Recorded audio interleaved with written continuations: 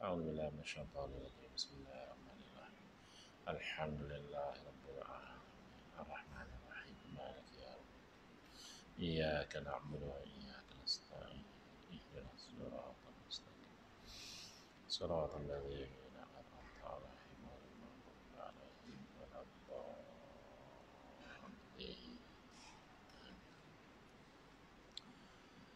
Assalamualaikum warahmatullahi wabarakatuh. Bismillahirrahmanirrahim. Alhamdulillahi rabbil alamin. Wa afdalus salati wa atammu taslimi ala sayyidina Muhammadin wa ala alihi wa sahbihi ajmain.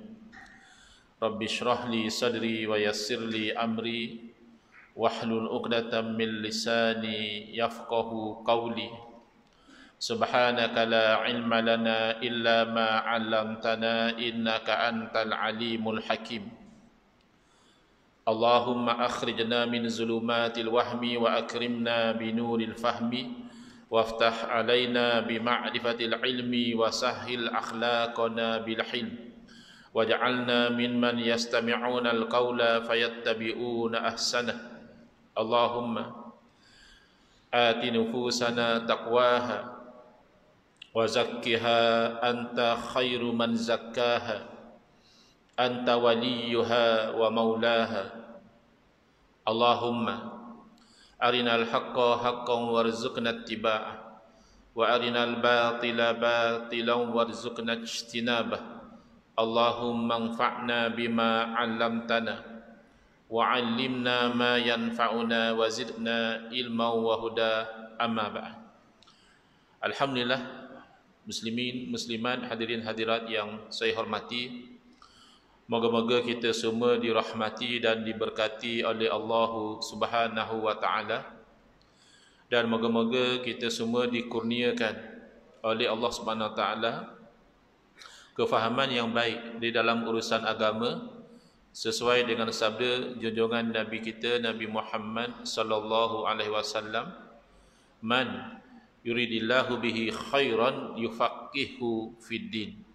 Barang siapa yang Allah nakkan dengan dia kebaikan, nescaya Allah berikan kepada dia kefahaman di dalam urusan agama. Dan moga-moga kita juga dikurniakan akhlak yang mulia sesuai dengan sabda Nabi sallallahu alaihi wasallam, innama bu'istu liutammima makarimal akhlak. Hanya saja aku dibangkitkan demi untuk menyempurnakan kemuliaan akhlak. Alhamdulillah, malam ni insya-Allah kita akan menyambung pengajian kuliah maghrib bulanan hari Ahad yang keempat anjuran Masjid Al-Akram Datuk Kramat menggunakan kitab Nurul Huda, Cahaya Hidayah, yang disusun oleh guru saya Al-Fadhil Ustaz Haji Adnan bin Haji Muhammad Samman hafizahullah taala wa nafa'na bihi wa bi'ulumihi fid dharaini amin, mensyarahkan kitab Masailut Tauhid, masalah-masalah, persoalan-persoalan yang berkaitan tentang ilmu tauhid, yang disusun oleh ayahanda beliau dan juga guru saya almarhum Tuan Guru Haji Muhammad Saman Kati rahimahullah taala wa nafa'ana bihi wa bi'ulumihi fid dharaini amin. Kalau tidak silap catatan saya, kita sampai ke muka surat 35, betul ya? Iaitu nuskah terbitan Akademi Jawi Malaysia. Soalan, berapa sifat yang wajib pada hak Tuhan kita Azza wa Jalla dengan tafsil? Tafsil artinya secara satu persatu, secara huraian, ataupun kita kata secara terperinci. Lawan kepada ijmal. Tafsil lawan kepada ijmal ya. Kalau tafsil itu secara terperinci, maka ijmal adalah secara menyeluruh, secara umum begitu sahaja. Kita telah sebut ya dalam kuliah yang lalu bahawa secara ijmal, secara keseluruhan, wajib kita itu beriman bahawa Allah Ta'ala mestilah bersifat dengan segala sifat kesempurnaan. Disebut dalam bahasa Arab kamalat. Kamal itu berarti kesempurnaan. Bila tambah alif ta, kamalat berarti banyak. Segala sifat kesempurnaan mesti ada pada Allah. Dan Maha suci Allah daripada sebarang kekurangan. Itu di opposite lah. Kalau Allah mesti bersifat dengan segala sifat kesempurnaan, berarti mustahil Allah bersifat dengan kekurangan. Dan antara kekurangan adalah Allah itu sama seperti makhluk. Itu mustahil. Ya, hati-hati ya. Kerana di zaman kita ni bab akidah dah jadi celaru dah. Antara lain, minta maaf sebut ya, disebabkan oleh fikrah golongan Wahabi. Yang mana kalau dahulu golongan Wahabi ni sering mengganggu umat Islam yang lain dengan isu-isu amalan. Dia kata amalan ni bid'ah, tak boleh buat ya. Talqin ni bid'ah, sapu muka lepas salam bid'ah, bahkan ada yang sampai mengatakan baca doa kunut juga bid'ah ya. Itu satu masa dahulu. Sekarang mereka sudah mengganggu umat Islam sampai kepada perkara-perkara akidah. Dia kata kita mesti percaya bahawa Allah Ta'ala tu bertempat, dan tempat Allah tu adalah di atas arasy. Kalau kita tak percaya demikian, kata dia, kita telah kufur dengan Quran dan Sunnah. Kita juga mesti percaya bahawa Allah Ta'ala itu pada 1/3 malam Allah turun ke langit dunia. Jadi kalau kita tidak percaya demikian, berarti kita telah menolak hadis Nabi sallallahu alaihi wasallam dan seumpama dengannya, sehinggalah masyarakat jadi confused. Ni mana satu yang betul? Maka itulah penting untuk kita memahami isi pengajian sifat 20, yang mana isi pengajian sifat 20 ini insya-Allah menjadi antivirus, menjadi benteng untuk membenteng keimanan kita dari syubhat keraguan, sama ada dalam bentuk akidah yang kufur, yang keluar dari Islam, ataupun dalam bentuk akidah yang bid'ah.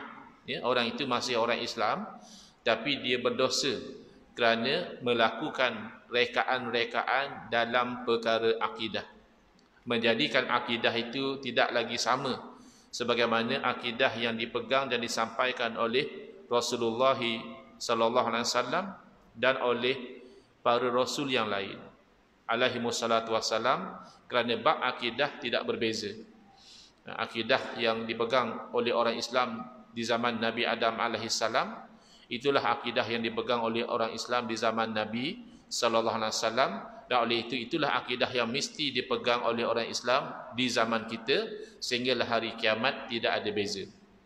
Berbeza dengan syariat, kita tahu bahawa syariat seorang nabi dalam perkara-perkara tertentu boleh berbeza dengan syariat nabi yang lain. Itu boleh berlaku ya.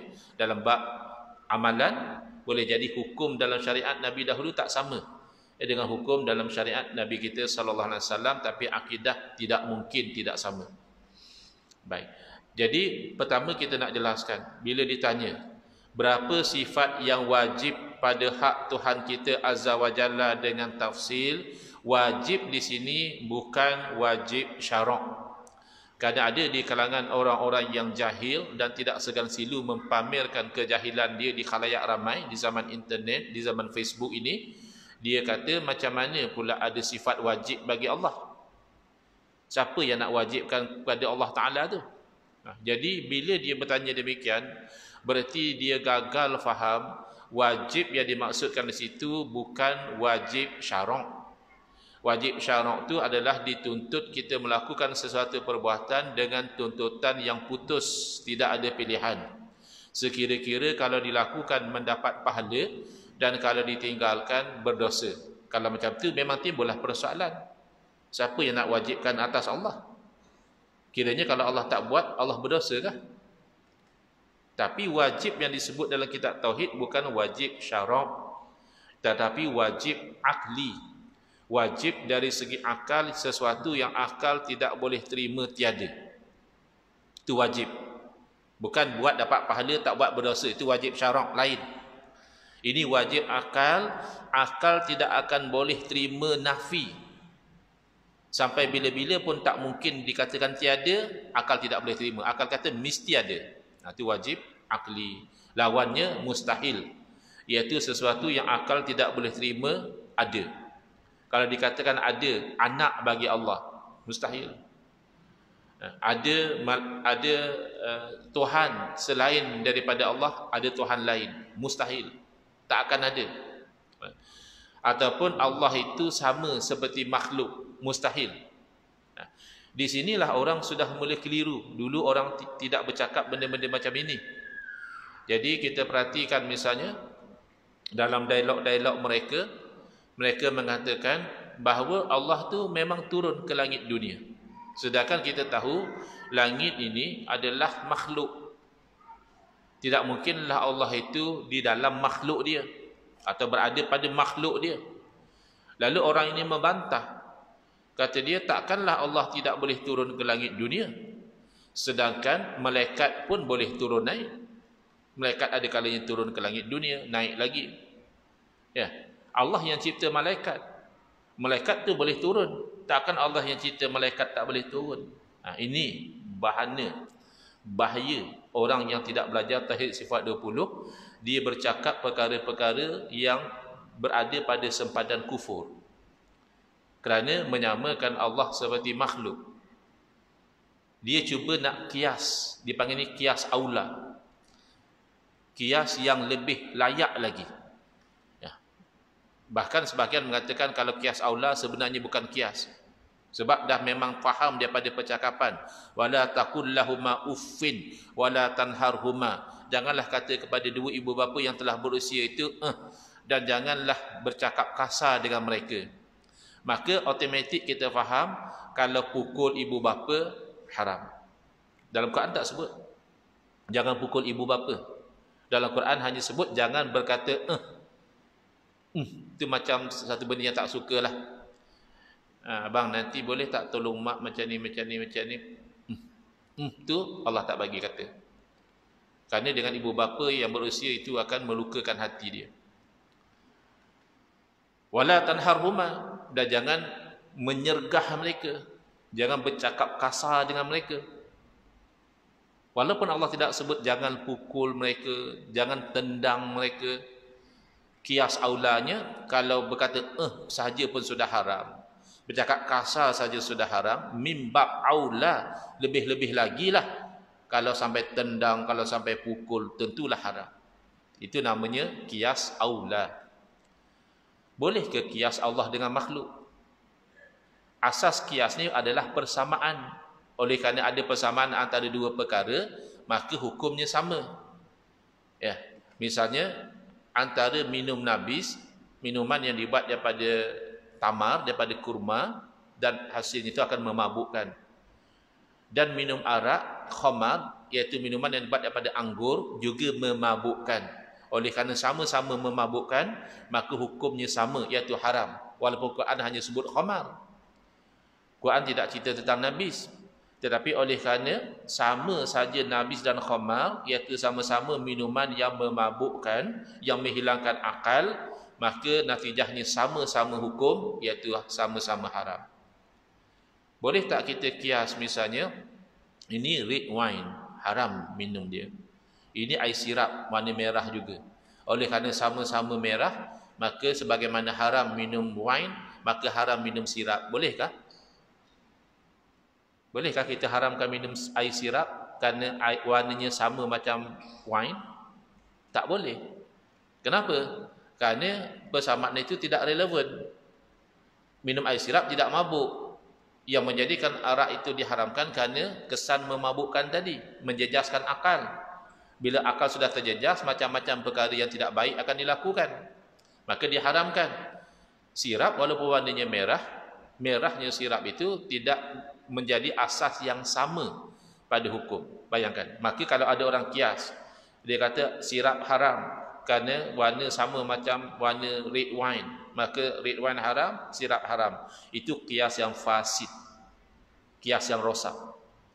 Tak terpakai kias macam itu. Kerana dia cuba menyamakan dua perkara yang tak sama. Padahal sama-sama makhluk. Air sirap tu makhluk, wine juga makhluk. Pun dilarang kias bila tidak ada persamaan. Bayangkan orang yang nak kias Allah Ta'ala dengan makhluk. Malaikat tu makhluk. Oleh kerana malaikat turun naik, maka Allah pun kena turun naik. Ini kias yang batil, bahkan boleh membawa kepada kufur. Kalau guna logik yang sama, boleh tak orang tu berkata, Allah Ta'ala yang cipta wanita. Wanita tu makhluk Allah, Allah cipta. Dan wanita boleh beranak. Takkanlah Allah yang cipta wanita tak boleh beranak. Boleh ke pakai logik macam tu? Samalah tadi. Allah ciptakan malaikat Jibril. Malaikat Jibril boleh turun naik. Langit dunia naik lagi ke naik yang atas. Takkan Allah yang mencipta malaikat Jibril tak boleh turun naik? Habis apa beza dengan yang cakap tadi? Allah ciptakan wanita, wanita boleh beranak. Takkanlah Allah yang ciptakan wanita tak boleh beranak? Ini gagal faham. Ada perkara yang wajib mesti ada pada Allah, ada perkara yang mustahil, tak mungkin ada pada Allah Ta'ala. Jadi antara perkara yang mustahil ada pada Allah Ta'ala sama seperti makhluk. Beranak sama seperti makhluk. Bahkan akan jadi syirik. Akan ada Tuhan selain daripada Allah, iaitu anak Tuhan. Anak Tuhan, ia Tuhan. Berarti Tuhan bukan Esa. Kalau sudah ada anak Tuhan, kenapa tidak ada cucu Tuhan? Kalau memang Tuhan sifatnya beranak, berarti sebagaimana Tuhan beranak, anak Tuhan juga beranak. Jadi tidak adalah yang namanya tauhid. Yang ada adalah Tuhan yang banyak. Itu mustahil. Bila mustahil, tak boleh kita kiaskan dengan makhluk. Oleh kerana makhluk beranak, maka Allah cipta makhluk juga mesti boleh beranak. Itu otak sudah tak berfungsi dengan baik. Itu antara side effect memandang rendah, memandang lekeh kepada pengajian sifat 20 yang dipegang oleh umat Islam ahli sunnati wal jamaah sejak zaman berzaman. Tapi tak ada pun zaman Nabi, Ustaz. Tak ada zaman Nabi, itu penyusunannya bang. Penyusunan wujud, kidam, bakok tu yang tak ada zaman Nabi. Tapi keimanan bahawa Allah tu wujud ada tak zaman Nabi? Tak mungkin tak ada zaman Nabi. Itu namanya etis kalau sampai mengatakan Allah tak wujud. Bahkan sebelum zaman Nabi, yang namanya orang beriman pasti yakin Allah tu wujud. Adakah umat Nabi Musa tidak yakin Allah wujud? Adakah umat Nabi Ibrahim tidak yakin Allah wujud? Adakah umat Nabi Nuh AS yang beriman tidak yakin bahawa Allah tu wujud? Semenjak zaman Nabi Adam AS sampai kiamat, yang namanya mukmin Muslim pasti yakin Allah wujud. Dan pasti yakin bahawa Allah wujud tanpa ada permulaan. Itu namanya kidam. Maka disebut di sini. Ini antivirus kepada akidah yang kufur dan antivirus kepada akidah yang bid'ah. 20 antivirus ni. Yang wajib bagi Allah Azza wa Jalla dengan jalan tafsil, iaitu secara terperinci 20 sifat. Iaitu pertama wujud, tak mungkin orang beriman kata Allah tak wujud. Yang kedua kidam, berarti Allah wujud tidak ada permulaan. Tak mungkin orang tu beriman dia akan kata Allah dulu tak wujud, selepas tak wujud baru Allah wujud. Tak mungkin. Kerana setiap yang wujud selepas tak wujud pasti diwujudkan. Pasti. Yang tidak diwujudkan hanya yang wujud tanpa ada permulaan, iaitu Allah Ta'ala. Yang dahulu tidak wujud, kemudian baru wujud, maka tidak mungkin mewujudkan diri sendiri. Oleh itu pasti diwujudkan oleh yang lain. Kalau sudah diwujudkan oleh yang lain, maka itu bukan Tuhan. Yang diwujudkan oleh yang lain itu namanya makhluk. Maka pasti berakidah dengan sifat kidam. Allah wujud tanpa ada permulaan. Tidak mungkin orang beriman mengatakan Allah sekarang wujud, satu masa Allah akan binasa. Pasti mereka akan berkeyakinan Allah wujud selama-lamanya. Itulah namanya baqaq.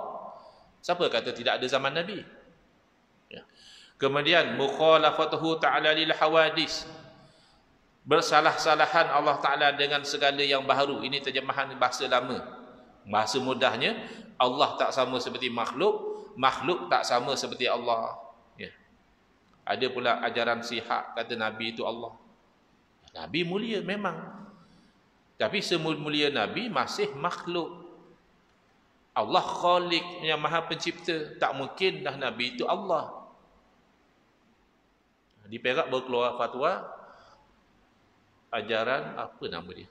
Ma'am. Muhammad Allah, Allah Muhammad. Ini semua ajaran yang tidak faham sifat 20. Ya. Allah tidak akan sama seperti makhluk. Apalagi nak mengatakan Allah tu makhluk. Sehari dua ni ada pula kecoh, Allah tu alam ghaib, kata dia. Loh, alam tu kan makhluk. Alam tu ma siwa Allah. Apa yang lain daripada Allah, apa yang lain daripada Allah, ya makhluk. Tak kisahlah ghaib, tak ghaib. Kalau kamu katakan Allah tu alam, batil. Kok dia tersalah sebut, tersalah sebut, cakaplah tersalah sebut. Minta maaf. Saya tak bermaksud nak kata macam itu. Bukan diam saja. Itu kalam kufur. Kalau tersalah sebut, kena terangkan. Oh, saya tak bermaksud. Tapi tersalah sebut. Moga-moga tidak berdosa. Rufi'a ummati al-khata'u wa nisyan. Diangkat daripada umat aku ni, dosa apa yang dilakukan kerana silap dan kerana lupa. Tapi jangan diam saja. Kerana kalimah itu serius. Kamu kata Allah itu alam ghaib, berarti Allah itu adalah makhluk yang ghaib.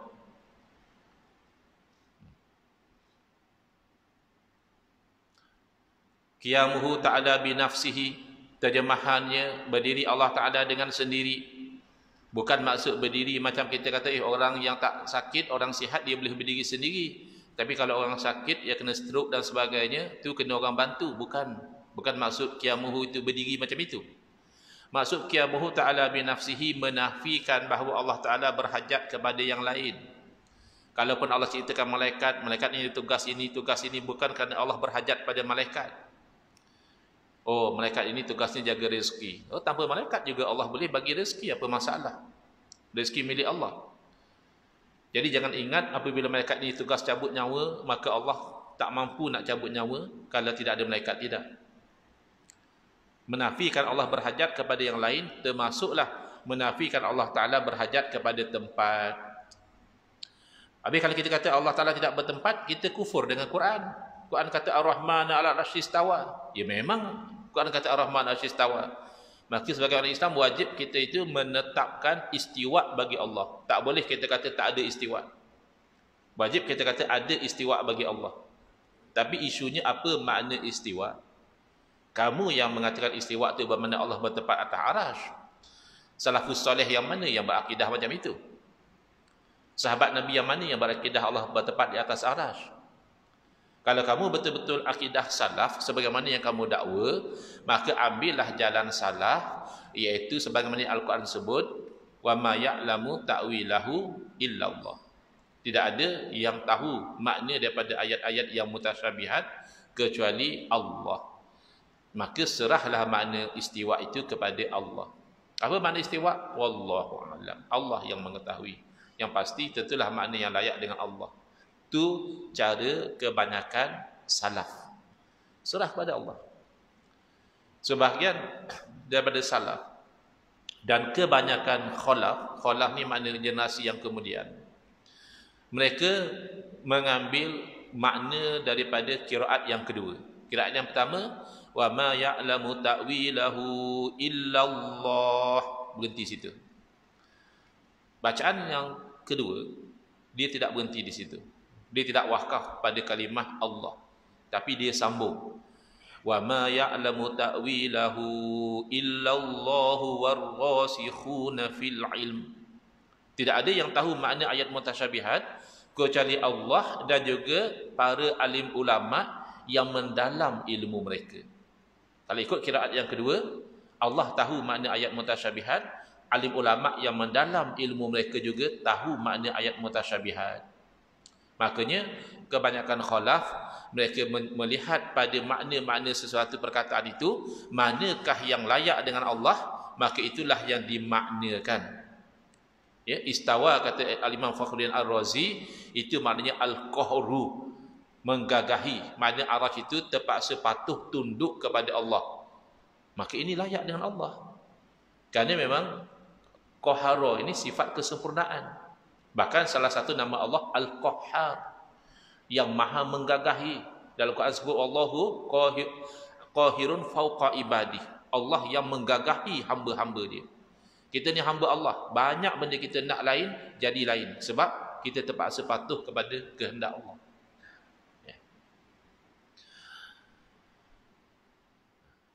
Jadi jangan kita keliru dengan golongan yang diambil makna yang tidak layak dengan Allah, lalu dia memahami dengan makna tersebut, lalu membatalkan ayat yang muhkamat, laisa kamislihi syai'un.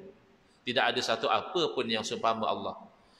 Ayat yang muhkamat seperti walam yakul lahu kufuwan ahad, dan tidak ada yang sekufu yang sama seperti Allah satu orang pun. Tak ada. Kalau kamu memahami dengan makna yang zahir seperti Allah duduk, Allah bertempat di atas arasy, maka itu kamu termasuk golongan yang cenderung kepada sesat. Quran dah sebut, wa ammal ladzina fi qulubihim zaygun, adapun orang-orang yang dalam hati mereka ada bengkok, cenderung pada sesat, apa yang mereka buat? Fayattabi'una ma tashabaha minhu, maka mereka akan ikut yang sama-sama daripada ayat mutasyabihat, yang menyebabkan akhirnya Allah Ta'ala seperti makhluk juga. Ya, sekejap ada di atas, sekejap turun ke bawah, arasy kosong sekejap. Tidakkah arasy itu makhluk Allah? Apa makna arasy makhluk Allah? Berarti Allah yang ciptakan. Berarti sebelum Allah ciptakan, arasy tidak wujud. Adakah Allah seperti arasy? Sebelum arasy tercipta, Allah juga tidak wujud? Mustahil. Kan kita dah isbatkan sifat kidam. Allah wujud tanpa ada permulaan. Berarti sebelum ada arasy, Allah wujud. Maka wujudnya Allah tanpa arasy, tanpa tempat itu pasti. Kenapa tak pegang yang pasti ni? Kenapa ambil yang tasyabuh tadi? Sebab dalam hati kamu ada zair, ada bengkok, cenderung nak jadi sesat. Padahal apa salahnya kamu ambil yang pasti? Kerana sudah pasti Allah wujud tanpa ada arasy. Adakah selepas Allah tu menciptakan arasy, maka Allah berubah menjadi wujud di atas makhluknya? Jadi ini perkara-perkara yang menjadikan pengajian sifat 20 ni makin penting. Virus tu dah makin tersebar. Antivirus tak dipasang. Habis ya? Rosak lah. Kemudian wahdaniyah, Allah tu Maha Esa. Bukan hanya esa pada zat, bahkan kita akan belajar nanti esa pada sifat. Jangan kita mensifatkan Allah dengan sifat makhluk, dan jangan kita mensifatkan makhluk dengan sifat Allah. Jangan, itu namanya syirik. Yang diorang tak faham. Tawasul dibantainya syirik, istighasah yang dituduhnya syirik. Bukan masalah itu. Masalahnya menuhankan makhluk itu syirik. Maknanya kamu mensifatkan makhluk dengan sifat Tuhan. Adapun kamu menyifatkan Tuhan dengan sifat makhluk, itu syirik. Adapun tawassul, itu Nabi SAW yang anjurkan. Kamu yang ta'assub, taklid buta kepada Imam Ibn Taymiyah dalam masalah tawassul, sehingga kamu membeza-bezakan tawassul orang hidup boleh, tawassul orang mati haram. Ini bid'ah. Ini pembahagian yang bid'ah sayyi'ah dalalah. Bercanggah dengan hadis Nabi SAW, bercanggah dengan kefahaman salafus soleh. Sahabat Nabi mengajar dengan tawassul kepada orang untuk diamalkan selepas kewafatan Nabi SAW. Karena sahabat Nabi faham tawassul dengan Nabi itu adalah kerana kemuliaan Nabi. Dan kemuliaan Nabi tidak terbatal dengan sebab kewafatan Nabi. Tak mungkin Nabi mulia hanya masa hidup, lepas Nabi wafat sudah tidak mulia lagi. Mustahil. Tapi ini golongan gagal faham. Dan golongan ini semakin menyebarluaskan kegagalan faham mereka kepada masyarakat, menjadikan masyarakat juga gagal faham. Dan ini bab akidah. Ini bukan lagi masalah talqin, masalah tahlil arwah, masalah zikir berdoa ramai-ramai, bukan. Ini sudah melibatkan masalah akidah. Jadi ahli sunnah wal jamaah kena bangkit. Jangan diam saja. Tak mau gaduh-gaduh lah, tak mau gaduh macam ni bab akidah. Baik. Kudrah berarti Allah Ta'ala berkuasa. Tak ada dalil ke? Ada orang sedap cakap, jangan belajar sifat 20, bukan ada dalil Quran hadis pun. Tak ada dalil Allah berkuasa. Kamu mengaji Quran macam mana? Tak jumpa dalil Allah Ta'ala Maha berkuasa. Tak jumpa ayat wallahu ala kulli syai'in qadir, dan Allah Ta'ala atas setiap sesuatu itu Maha berkuasa. Tak jumpa. Iradah berarti kehendak. Pasti Allah Ta'ala buat sesuatu dengan kehendak.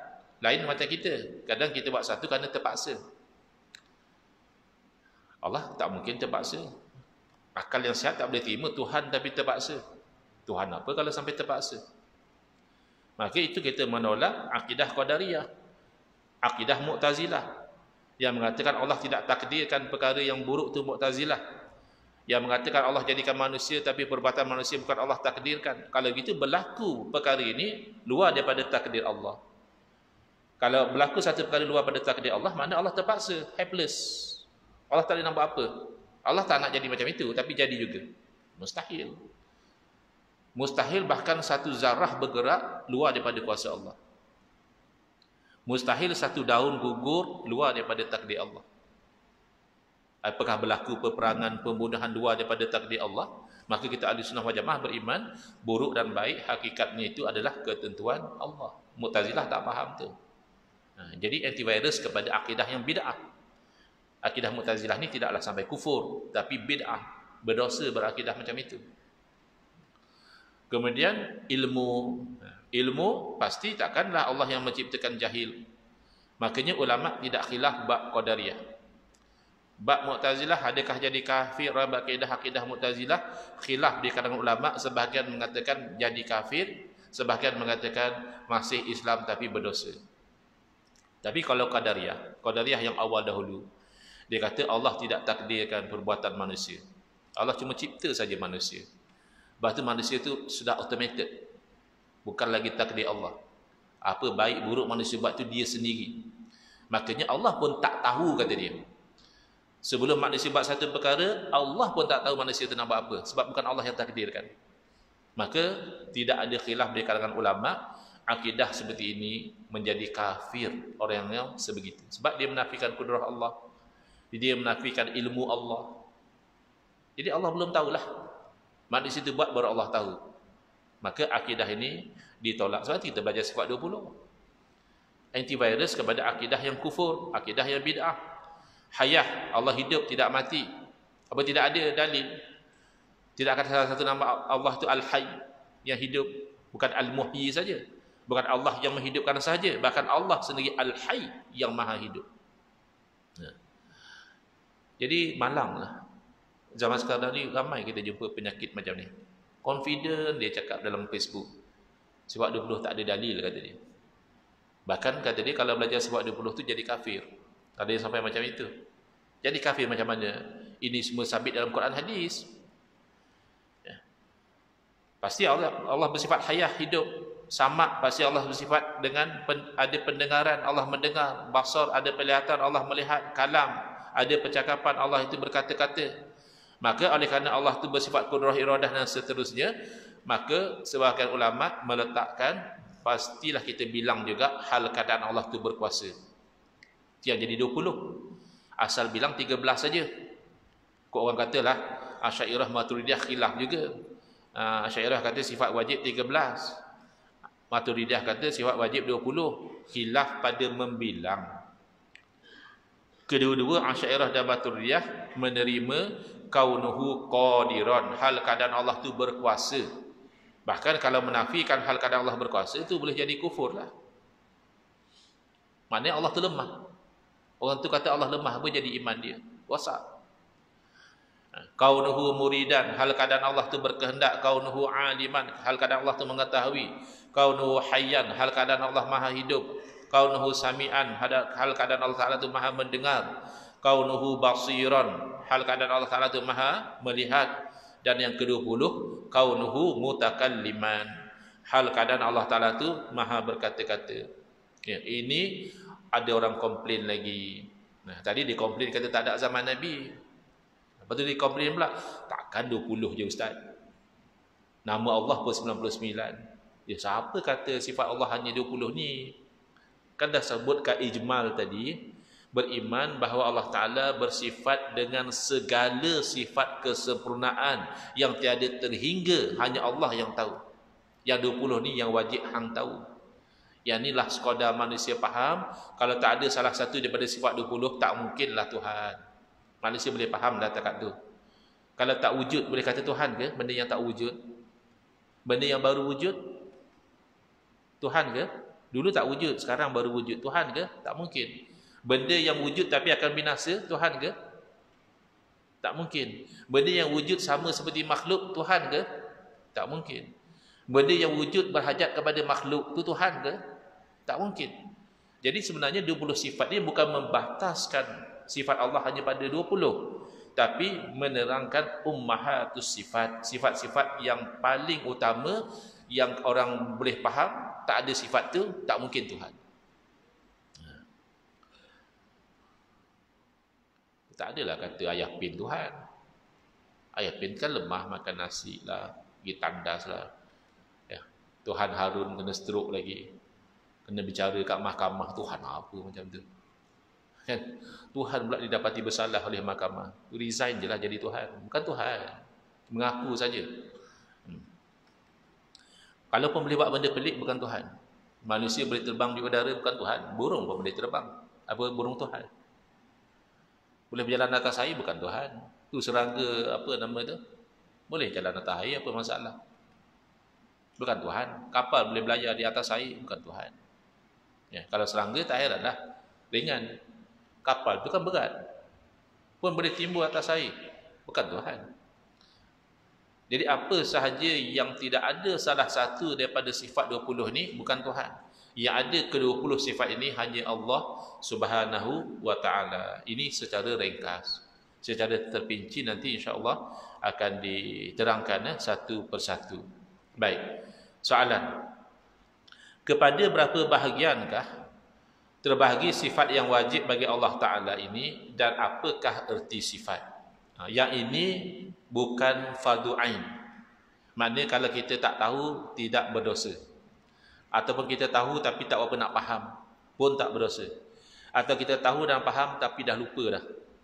Mana satu lah, dah lupa dah. Tak ada masalah. Ini hanya pendetilan ilmu saja. Ya. Jadi sifat wajib ni sifat wajib juga. Tapi kalau nak didetailkan lagi, terbahagi sifat ini melihat pada sudut maknanya kepada 4 bahagi. Ya, kalau tahu bagus, tak tahu pun tak masalah. Pertama, nafsiyah, sifat diri, sifat zat.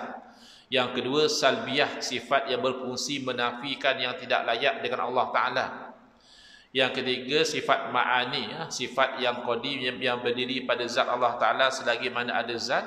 Dan sifat ma'nawiyah, yang ditetapkan kerana adanya ma'ani. Kalau adanya kudrah adalah kaunuhu qadiran. Adanya iradah adalah kaunuhu muridan. Ada sifat kuasa, maka adalah sifat hal keadaan Allah tu berkuasa. Itu namanya ma'nawiyah. Jadi ma'ani dan ma'nawiyah ni dia berkaitan. Sifat kudrah kaitannya dengan kaunuhu qadiran.